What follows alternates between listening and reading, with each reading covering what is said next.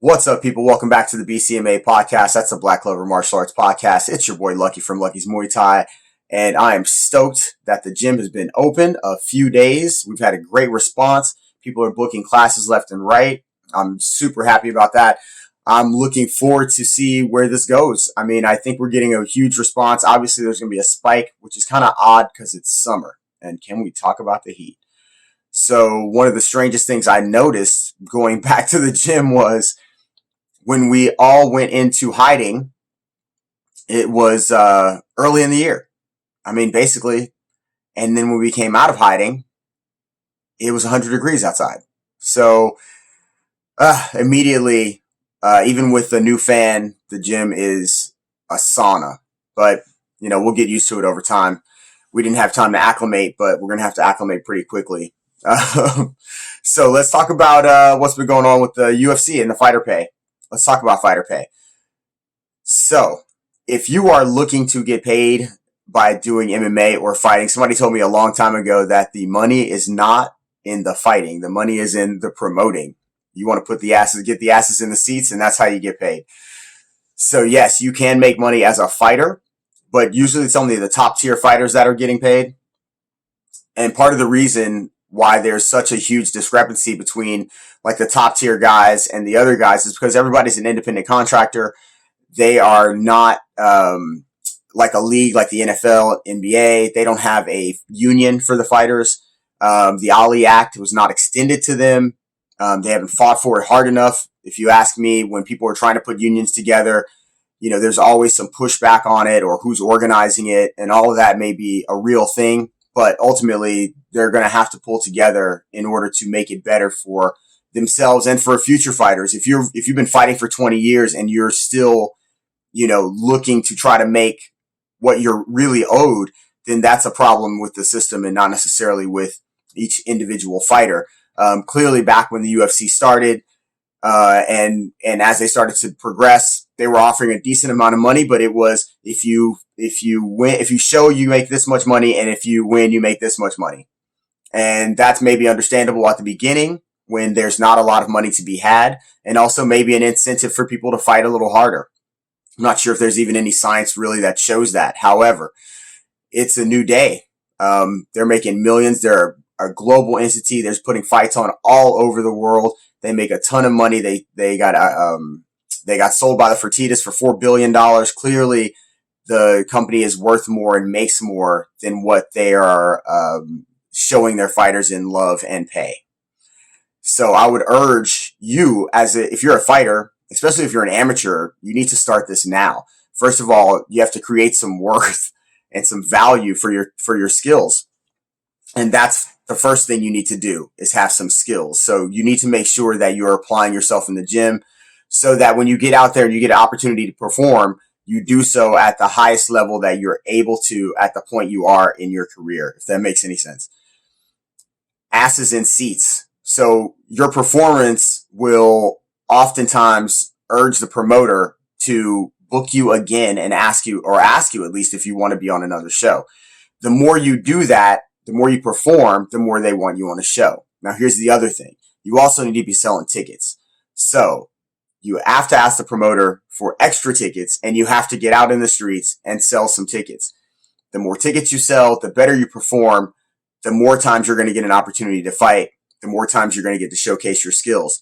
Now, when they put that microphone in front of you, there's your time to really show who you are as a person. Now, whether you want to get out and shit talk or you want to just go up there and say some, my opponent, thank my opponent and all that stuff, whatever it is, at that point in time, you're trying to gain fans. You're also trying to show the promoter that you can possibly be a face for whatever organization it might be. And you also have to understand that when you get ready to become a pro, there's not a lot of management for people just starting out, but you need to be looking at getting people around you and a team around you of people that care about you, that have your best interests in heart, which brings us to this. What are your best interests? What are you trying to do? Are you trying to be the world champion, best MMA fighter or whatever fighter of all time? If that's the case, then you really need to be prepared for it. I just got through listening to the JRE podcast with Cejudo, and listening to him talk about the science and how many people are on the team and everybody does this and plays their part, that's huge, especially when you have those resources.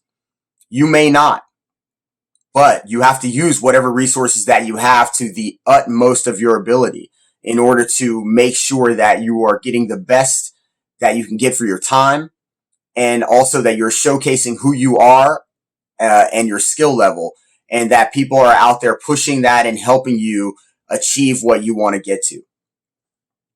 Unfortunately, people oftentimes, I hear a lot of young people, I want to get to the UFC, I want to get to the UFC. And that's because I believe they think it is the biggest organization because of name, right?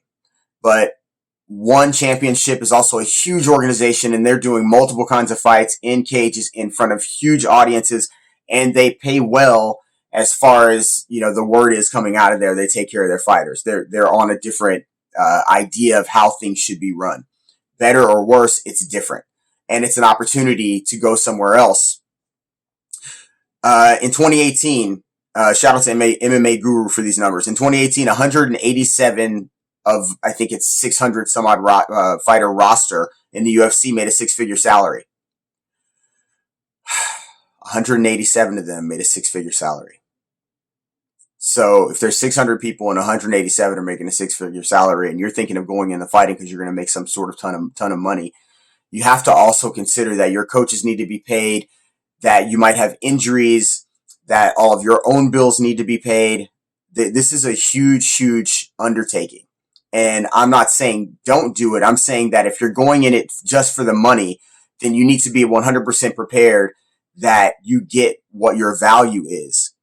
Don't sign long-term contracts that don't value you and don't give you an opportunity to upgrade that contract or change that contract along the way, or that you can get out of within a couple of fights so that you can get a new contract or look elsewhere. The average income for the UFC is $138,000. But that's only average because you had fighters like, Conor McGregor or the John Joneses. Those guys are making so much more than the other fighters that it can average out to $138,000 per fighter. When in actuality, I think they're probably making 45 or something like that average on the year. So, again, if you want to get out there and make some money in fighting, you're going to have to do a few things. And also you're going to have to look long term. It can't just be about the actual fighting, because that is short lived. You could for sure be an elite talent and get out there and really blow the doors off. But if you're not that, then you're going to have to work double as hard if that's what you're trying to achieve. You're going to have to attack it at all angles, meaning your skill set, your mindset, the whole selling tickets, gaining fans, and performing. So that is not just performing in front of the lights. That's performing in the gym. That's performing when you're on your nutrition and your diet. Like, all of those things matter, and it's necessary that the promoters see that you're marketing yourself to them, and that you're considering that you have a long-term plan as well as a short-term plan. Being a champion is a fantastic goal. Some champions are champions by the time they're, in their 20s. So what then? Right? And if you've gone from organization to organization, or you're in one organization for a long time, once you're done, you can have all these great achievements in that organization, but it's also going to be what you did outside of the organization, including what did you do with your time? How did you invest your money? And did you make sure that you tried to either get a piece of the action, of your own action? You branded yourself in a way that when the fighting's over, you can get out there and use your brand to market to sell yourself a little bit. I would just say that do not be blinded by this sort of machine that is MMA, in a way that it forces you to take less money than you're worth, causing other fighters to also miss out. If a super valuable fighter, say like a Jorge Masvidal, Miami's finest, isn't getting paid what he's worth, you should not accept less money for the same fight. I know that you're out there trying to work your way up the ladder, but you're doing yourself a disservice. You're doing for the other fighters a disservice, And you really could be helping this situation by asking for what you're worth and only accepting what you're worth. The only way that you're going to move up this ladder and people can unionize and people can make more money is if everybody sticks together. And that's just the bottom line. Boom. Truth stuff. So listen, if you're fighting and you're starting out, again, make sure you're out there working on your skills. Make sure you're filling up those seats with all your friends and family if you can. Make sure you're performing when you get in the ring, and make sure that you know that the idea is to gain fans, and especially early. Later, people can, you can decide whether or not people can decide whether they love you or they hate you. But early, you want people to want to come see you. So make sure you jump on that. And why not a little story time? Story time. All right. So a number of years ago, I was heavy training. I was really, I had some ideas about some things I wanted to do. I had been told that if I won, one or two more or one more fight, amateur fight, I'd get a shot at another state title, whatever it was. And man, I trained my ass off. I got booked for a fight. I was going in. Yeah, I was going in. So, like a week and a half before the fight, I started feeling ill. Like, not the flu, but once a year I used to get real bad bronchitis. My lungs are kind of jacked up from pneumonia and scarlet fever I had when I was a kid. So, I got really sick, but I didn't tell anybody. I just kept training. I started getting ready for the fight. So, what I did was I started taking NyQuil at night. Oh, no. Yeah, I was taking NyQuil at night. And then I was like, all right, that's not really working. So I'm going to take Dayquil in the day and NyQuil at night. And so I did that for a few days while I was training. Still, nobody really, it was sort of the end of the training. So I was able to kind of work my way through it. And I was heavy. Like, I was like, I was pushing to do this. So I get to the fight. I don't feel well. I run into the guy that I'm fighting. He looks tall and sort of slim, but he's kind of thick. And I'm like, all right, cool. We do the weigh in. I turn and look at him, and he's guzzling like a gallon of water with another gallon behind it. And I was like, oh, he must have cut a lot of weight. So I'm not feeling good. I go through the line. I go sit down with the doctors, and they check my blood pressure, and it's high. Checked it a couple times. She's like, you feeling good? Are you okay? Asked me a bunch of questions. I'm like, yeah, I'm fine, whatever. Calls another doctor over. The doctor says, hey, just change the machine. So changed the machine, and it was still high, not as high, but still high. And he said, it was just, this thing's been acting wacky. So sign me in. I'm all good. Go to fight the next day.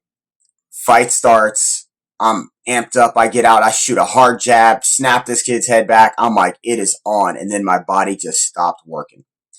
So I forgot to mention that in that last few days, I had started taking antibiotics along with the Dayquil and NyQuil because I was determined to make it to this fight.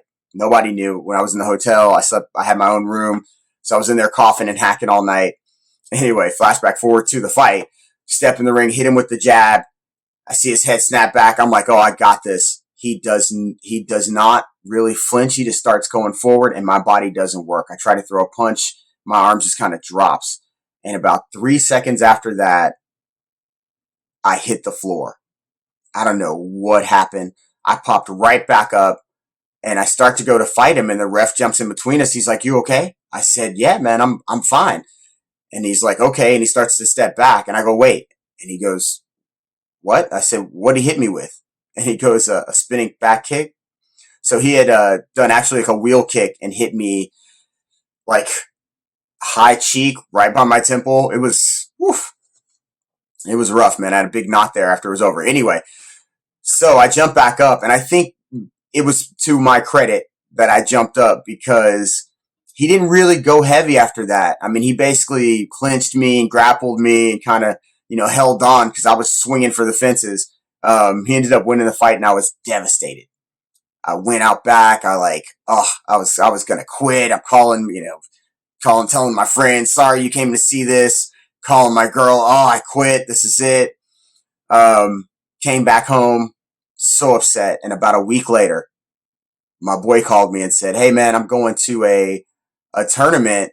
You know, I'd love for you to come by and if you could help me in the corner and all this." I was like, "Yeah, man, you got it." And I said, "Tournament, what is it?" And he's like, "Oh, you have to pay, and it's like it's a bracket, and if you win, you win a belt. It's an IKF belt." I was like, "What?" I said, "How much?" He's like, $50 or 50, 70. I don't even remember, to be honest. So I was like, "Man, I'm in." I was already in pretty decent shape. I wasn't in great shape because I had slouched around for a week, but I showed up. And when I walked in the door, there was this young dude, probably 20 and huge, like probably 198. And I fight at 185. I was still pretty close to that. And I remember thinking, oh, God, I hope I don't have to fight that. Oh, no, I said, I remember thinking, I'm glad I don't have to fight that guy because I remember how big he was. And so people are signed up. They're putting the brackets together. And the promoter comes over to me and goes, "Hey man, listen, I need to talk to you." And then he calls over the big dude that I saw when I walked in, and he says, "So you guys are the biggest guys here. Everybody else has multiple guys in their category, and but you guys are the two biggest guys. So if you agree, we'll make it like an IKF super fight, and you guys can fight for 5 rounds." Yeah, man, sign me up. I'm in. I had no idea what I was really getting into, but I realized he was more of an MMA sort of guy. He really wanted to rough me up, kind of grab me and wrestle me, and all that stuff. So I don't know if it was because I had just fought um, right before that, but I was already prepared for that kind of thing. So anyway, I went out and boxed him up. My buddy told me to where your kicks, throw some kicks. And as soon as I threw a kick, he like rushed me we fought in a cage, by the way, which was also pretty dope. But as soon as I threw a kick, he rushed me to the cage, like ran directly at me, knee to the belly. I was like, yeah, I'm not throwing any kicks. So the first round, I boxed him up. Midway through the second round, I'm boxing him up, and I decided to start throwing kicks then. And the rest of the way out, he just did not have the skill set. He was a strong dude, and if it was MMA and he got to grab me and wrestle me and throw me down, I might have been in a lot of trouble. But anyway, long story short, I won the fight. I won my, whatever it was, second belt, IKF belt. It was great. And it was also one of those situations where you realize that not giving up is always the way. It's just always the way. Like some of the experiences that I've had were lessons to me and sort of, I even think like signs to me to continue doing this because man, I seriously was like, all right, I'm already getting too old to be, fighting. And like, I started in my mid 30s. I was like, what am I doing? I quit. And then the opportunity popped up and I was like, man, let me just go do this. And it turned out fantastic. And I think it really was a sign to me to say, listen, man, you're doing good. You're going to have drawbacks. But you can keep going. You can do this. And, I just want to say that if you're out there and you're attempting something, that you're going to have some drawbacks sometimes. Don't quit. Don't give up. Just keep pushing, and opportunities will arise. Chance favors the prepared mind, as they say. So the fact that I had prepared so hard for that fight when I was sick and losing the way I did, I still had some fire in me. I was upset that I prepared so hard, and the opportunity arose, and it was perfect. It was perfect. So don't let anything stop you, baby. You're out here doing it. Keep doing it. I'm so glad to see people are out again. I'm glad people are wearing masks and like just protecting yourself. None of us know what's happening out here. So make sure that you're doing that. And that was story time. So let's check in with Jacob, talk about what's going on at the gym, and enjoy. What's up? My man Jacob's in the house. What's going on, brother? Good morning. Not much. Happy morning to everybody. So what's happening, man? What do you got going on today? I know the podcast you were talking about fighter pay, and I was reading last night how some of the NFL stars and NBA stars are saying they're not going to buy the new pay-per-view because the numbers came out statistically about how much the NBA pays versus how much the UFC pays their athletes. And I can't remember off the top of my head, but last night a couple of like the NFL stars said they're not going to buy the pay-per-views anymore until the UFC agrees to start paying a higher percentage. Because in the NFL, it's something like 40 to 50% of the revenue goes to the players, Yeah, of and course. Yeah. in the UFC, it's something like 18 to 20%. So Yeah. I like mean, with the money there's all no, coming in, but there's no revenue share really, and that's why, right? Because the fighters aren't getting a piece of the fucking of the money of the right? of So I the mean, the only time is if you're on the pay per view and you're a champion or you're fighting for the championship, then that's the only time you can get some points. But I think if you're even fighting for the championship, I don't think you get, or do you get points if you're on the main card? I'm pretty You know? sure it's just the pay per view stuff, like, and maybe a main card, just a main event. But I think the thing that's really telling, if you go back and look at, God, I don't remember which fighter it was that was trying to not do it, but when they were making the UFC video game, and I can't remember which fighter it was, but one of them was like, "Yo, I'm not doing it. I'm not Oh, getting, I remember. I remember. right." Yeah, And it was a, that's it was when, a bigger name too. yeah, and that's when you realize that they had basically signed their likeness away, everything. So yeah, so like you have no you there's no you're not living off of your name. You're not making money off of anything except for what they pay you for fighting. And at Right. least back then you could get sponsors, which now is relegated to what, Reebok. Reebok, a few monster contracts to some people. I mean, there's a few people getting some things, but Yeah, but not those where are it on the used to side. But be. there's only a handful of people who are already at the top who have a couple other sponsors as well because they have some mega sponsors like some supplement companies or whatever. But yeah, for the most part, if you're in the roster, you're not. You're just, and it's also they still do the half pay only, so it's a win Yeah, I plus spoke about show. that. That's kind of crazy, man. Still, that's nuts to me. I think that's, like I said earlier, that I think that when you're starting, I guess maybe early when there wasn't a lot of money, and maybe to somehow try to force the fighters to fight harder and to give them incentive. But I mean, those days are so far away from where they are now that it is quite ridiculous that fighters aren't getting just a set amount of money. I agree, and to think that the person that two people as a professional walk into a cage and they're not going to try to kill each other. Basically, you don't have to motivate them anymore. They're already there. They've gone through a whole life preparing for this. It's not like you need a motivation of an extra the half of your pay, which is crazy because. Yeah. And But I, I I do like think, the fact that the other NFL stars and like the other now that the UFC has that platform on ESPN, all these other major professional leagues are jumping behind the fighters and saying they're not going to buy the pay-per-views. So yeah, I mean, hopefully they also the fighters have to stick together, man. You can't, you have to realize what's in the best interest for the overall picture, which is like, listen, man, if somebody above you is not taking a fight because of money, like at some point you have to realize that's going to be you. Like you're going to yeah, get but up there and you're going to be like, yes, my turn. And you're going to be like, now I'm going to get paid. And they're going to go, nope. And then they're going to and that's reach so down to the guy unfortunate because below there's you. always somebody who's hungry and who's willing to take it. So they've always banked on that model that Yeah, okay, you're going to give it to number five who now wants a title shot. Okay, go for it. Gilbert Burns, I don't. I He's know. And not. that's crazy, He's man. And I not a think genuine Gilbert's number one awesome. I contender. just, man, I really wish dudes would just stick together and just be like, yo, man, what am I doing? Like at some point it's going to be you. Like, so what happens if you get injured and you break your leg, or you're out for 6 to 8 months, or then yeah, they'll probably get you some medical, I think they have insurance, right? They'll take care of you in Right. that way. But at some point you have not gotten your value, your body's deteriorated, and now you can't earn the money you thought you were going to make. Right. So in order to earn something close to that, now you just got to fight all the time. These young and up and coming guys that are trying to, get to where you were, they're taking less money now. Like it's this crazy cycle.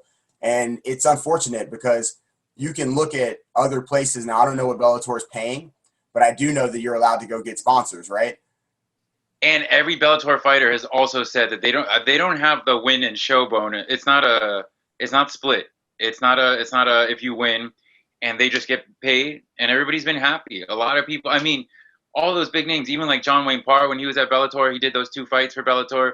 Everybody's gone over and done a version of Bellator kickboxing, and everybody's been happy about it. It's the same I as mean, one champion, no, I think Scott Coker has a pretty good name as a promoter right? overall, and I think one championship as well. I mean, I've heard nothing but Exactly. the things about people getting paid, so and people being And happy Eddie there. Alvarez, basically left at the top. He had just lost the championship, and he said, I'm going to go over to one, and if they can pay more than the UFC, he was the first really to say, I'm worth more over there. I'm just going to go. Yeah, And I I don't remember know. I don't know why it's taking this long. I just have to assume that you know they they throw money at it. I believe there was a couple times they tried to start fighters unions, and people start to catch fly. This person's organizing it. They're full of crap, or this person or whatever.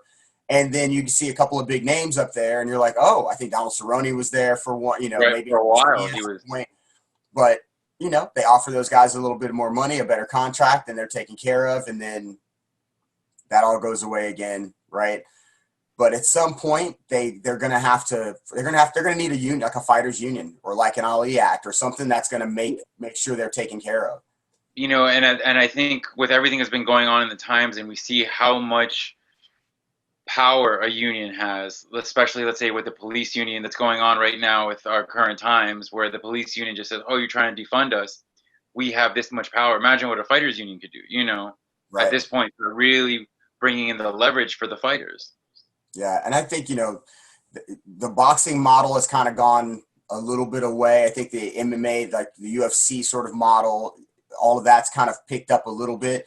But I think where boxing has it right is they allow people to bid on the fights, right? On the, you know what I mean? Like they Yeah, allow the promoters to, yeah, I think that's the way to go. Competition, right? You gotta have people paying for these things, and these competition nobody is should always have help.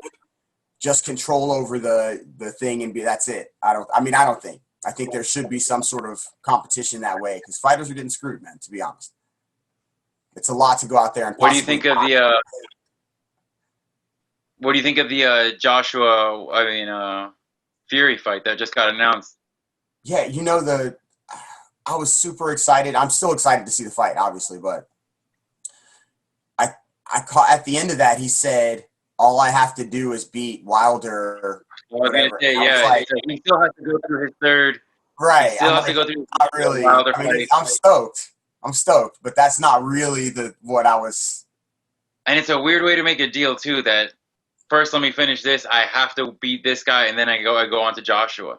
I don't know that Wilder was going to step aside. I don't know if they offered him a certain amount. And he said no. I think Tyson Fury said he wouldn't pay him anything to step aside. So, but he didn't he just have surgery too? Like I don't know, Right, man. and this is I don't gonna. even know when I that feel like fight's this going to is. happen. And I feel like we're gonna see it in like 3 years once we miss the prime. also, I think Wilder obviously has this crazy power and all that stuff. But man, as much as I like him, I have never heard so many excuses come out of one camp. Maybe oh fuck, I don't even know, man. That's a lot. It was a lot of excuses, man. A Yeah, with the lot. vest, It was the right, it headgear, was the the 94. suit. Yeah, And just recently I heard his stuff was spiked. Like that was the last one that just came I out. heard And that too. It's still the excuses are still coming out, which is kind of man, crazy. man, you got to let that shit go. Like you got to get it. You just got to go train and be ready to fucking fight. That's a lot. And almost according to everybody other than the history books, it's been 2-0. I mean, I know And the wait, first one was a draw, but it was a yeah. 2-0.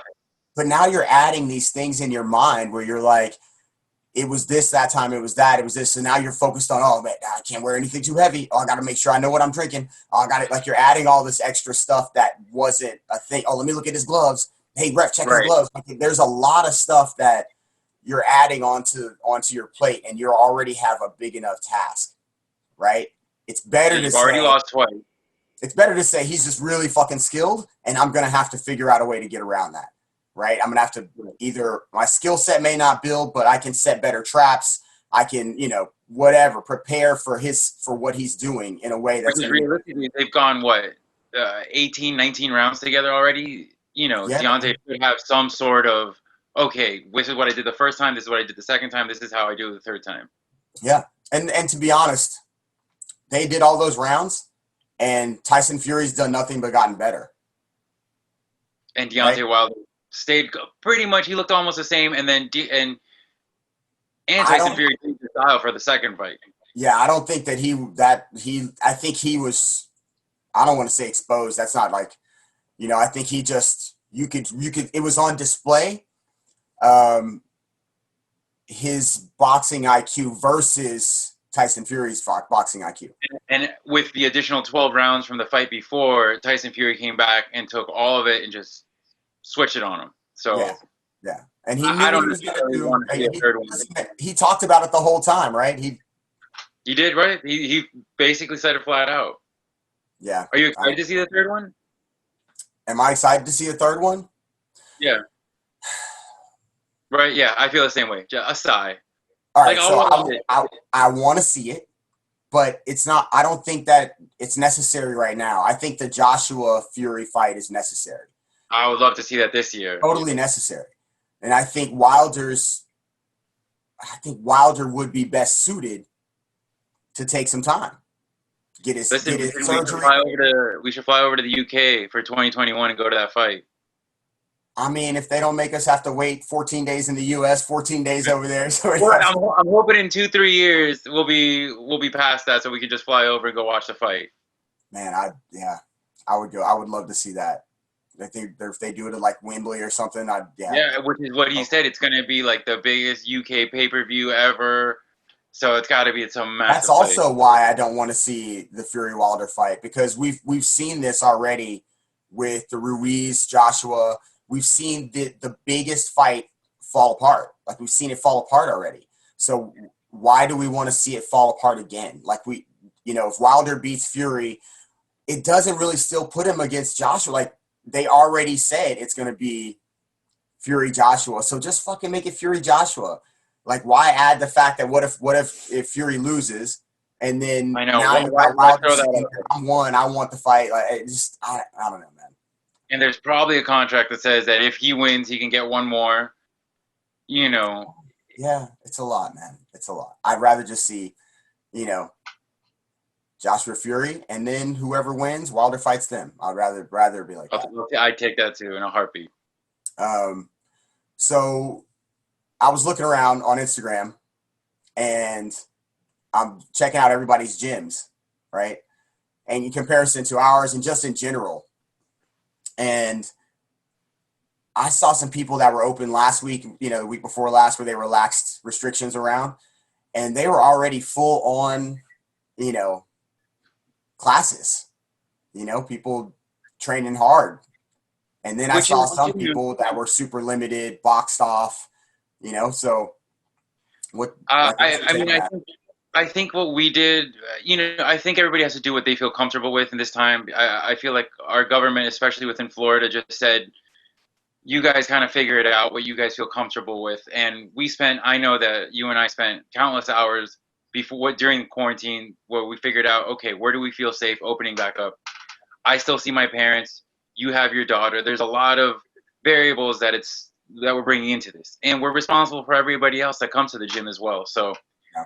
I think that the approach that we've taken, which is limiting the classes to 6 people, 2 classes a day, it's been something that's been working. We're not really getting too much interaction. People are waiting outside, and it kind of gives us more time for everybody to be cleaner, take time to clean the bags, clean themselves, clean the area that they're using, which was, I would hate to say this, but prior to lockdown, something that we were finding to be a little bit of a trouble, because we have 12 people in a class. 3 people don't clean the bags. They just kind of leave. Somebody leaves their sweaty shirt on the floor. It turns into a mess, and I think now it's a lot more controllable. So I think the foreseeable future, I think we've made the choices for ourselves that are good for us, our school, and our students, Yeah. I mean, I see, I've heard that, I don't remember what gym it was, but a jiu-jitsu gym, and they were like, yo, you have to pick one partner, and that's your partner for the next month or whatever they did. And I was like, oh, that's kind of interesting as well, And then other places got like jiu-jitsu gyms, full jiu-jitsu dummies for every student. Valente Brothers over here by us in North Miami, I was checking their Instagram a couple days ago, and they loaded up with like 50 jiu-jitsu dummies. So our class is just, for dummies. And right now we have, in our gym, I think we're doing a lot of bag work, and I feel like that's gonna be the way that we feel comfortable with when we start doing drills. But with the people who've already been there doing the bag work, Right. Yeah. there's a safety measure that goes into every step of the way, which makes me feel more comfortable, and I hope it also makes everybody who comes to our gym a lot more comfortable as well. Oh, look at this guy, so sensitive. Hey man, it's a No, you're sensitive right, man. time. Like I was super stressed out, but I think the way we're doing it right now is really working. I think booking the classes, knowing who's coming, it's helped me with writing the classes as well. And then I think, over time we'll see, we can add 2 more people, or we can add another hour with 6 more slots, or Exactly. I but I think think, this gives us the option to look at the data of the past few weeks. Are we getting full classes? Should we bring in 1 more? Should we bring in 2 more? It gives us a little bit of a scientific way to look at everything before we make these choices. Just like, oh, fuck it, I think we should just open. And do we just open how many people are going to show up? Who's showing up? right. Now we have a little bit of data. There's new people looking, trying to, start with, And want that to start happened all now. the time. And that happened all the time during last time when new people would show up during the advanced classes, and let me try, I can do this, I can do that. And it would turn into a mess. Now I think it's a lot more regulated, and which gives us the opportunity to regulate everybody who's coming in, when they're coming in, setting up the time for the new people to come in. We get to meet them, do the introduction on Wednesdays, kind of that. Yeah, man, I'm enjoying it. Yo, brother, what do you got going on? You got to go to work? Is that the deal? I got to go to work. Ah, I got 2 jobs, everybody. I work at the gym, and I got my own jobs. So I'm don't working all listen to day. this dude. Don't listen to this dude. All right, brother, I'm gonna let you go. So I know you got to get ready. Thanks for taking my call this morning and watching me drink out of my dad cup. I'll be at the gym all day. I hope you have a great day. I'll see you later or tomorrow. I'll call you probably shortly. All right, my brother. Peace. That's the man, Jacob Israel, y'all. Have a good day. Thank you, sir. Peace. That was my man, Jacob Israel, my partner over at Lucky's Muay Thai. I hope you enjoyed the conversation. If you like the podcast, the showcast, please subscribe, hit the like button, share with your buddies. We love y'all, and hope you have a great day.